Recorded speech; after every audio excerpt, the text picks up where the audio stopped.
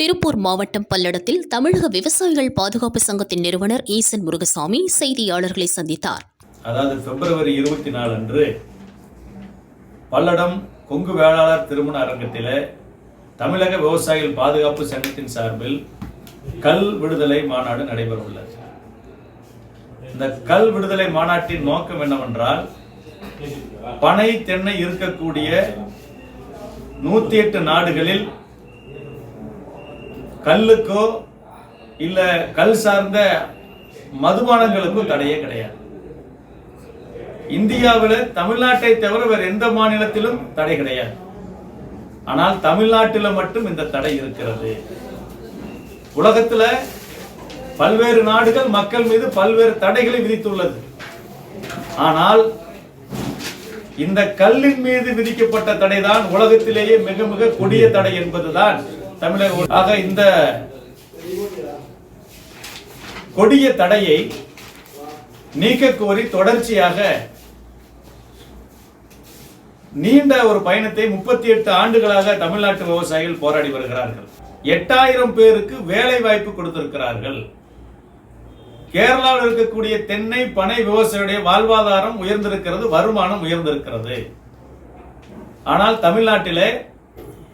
தமிழ்நாட்டின் அரசு மரம் பனை மரம். தென்னிந்தியாவிலேயே அதிகமாக தென்னை மரம் உள்ளது தமிழ்நாட்டில். ஆனால் விவசாயியுடைய வருமானம் மிக மிக மிக மிக குறைந்திருக்கிறது. தமிழ்நாட்டில் இருக்கக்கூடிய மரம் ஏறும் தொழிலாளர்கள் கர்நாடகாவிற்கும் கேரளாவுக்கும் சென்று பணிபுரிந்து வருகிறார்கள். ஆக தமிழர்கள் வேறு இடங்களுக்கு தொழிலை தேடி இடம்பெயர வேண்டிய அவச்சூழல் ஏற்பட்டிருக்கிறது.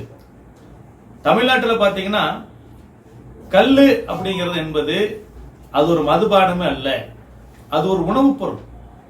கல்ல பாத்தீங்கன்னா விட்டமின் B1, B2, B6 இருக்கு, புரோட்டீன் இருக்கு, புரோபயாட்டிக் இருக்கு, கனிமங்கள் இருக்குது, தனிமங்கள் இருக்கு.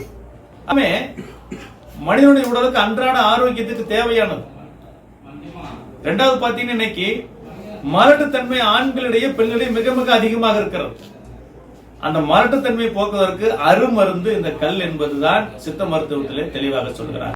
மருந்தாக ஊட்டச்சத்து பானமாக பயன்படக்கூடியதை மதுவிலக்கு சட்டத்தில் வைத்தது தவறு.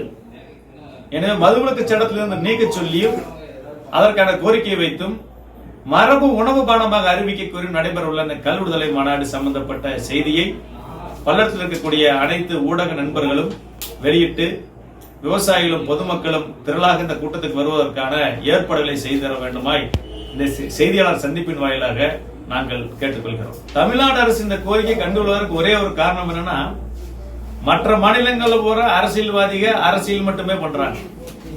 தமிழ்நாட்டில் இருக்கக்கூடிய அரசியல்வாதிகள் அவர்கள்தான் சாராய ஆலையை நடத்துகிறார்கள்.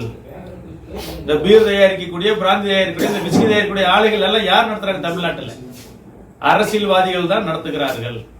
குறிப்பாக அஇஅதிமுக திமுகவை சேர்ந்தவங்க நடத்துறாங்க. அதனால்தான் கல்லுக்கு இவ்வளவு ஆண்டு காலமாக இவர்கள் அனுமதியே கொடுக்காமல் எடுத்துக்கொண்டிருக்கிறார்கள். ஆனால் கல் அந்நிய மதுபானங்களுக்கு போட்டி அல்ல. கல் என்பது அது ஒரு உணவு, மரபு உணவு, அது ஊட்டச்சத்து மிக்க பானம். பனம்பால் தென்னம்பால் நம்ம சொல்றோம். கேரளாவில் டாஸ்மாக் விற்பனை, அதாவது அந்நிய மதுபானங்கள் விற்பனை உயர்ந்துட்டு இருக்குது, கல் விற்பனை உயர்ந்துட்டு இருக்குது. குறைவே இல்லையே. அரசாங்கம் 4000 கோடி வருஷமா வரி சம்பாதிக்குதே. ஆக ஒரு தவறான கற்பனையில தமிழ்நாடு அரசு நிறுத்தி வச்சிருக்கு. அப்புறம் இன்னொன்னு சொல்றாங்க, கல்லுல கலப்படம் தான் கண்டுபிடிக்க முடியாது. கள்ளச்சாராயம் கொடுத்து சேர்த்தவங்க தான் தமிழ்நாட்டில் அதிகம்.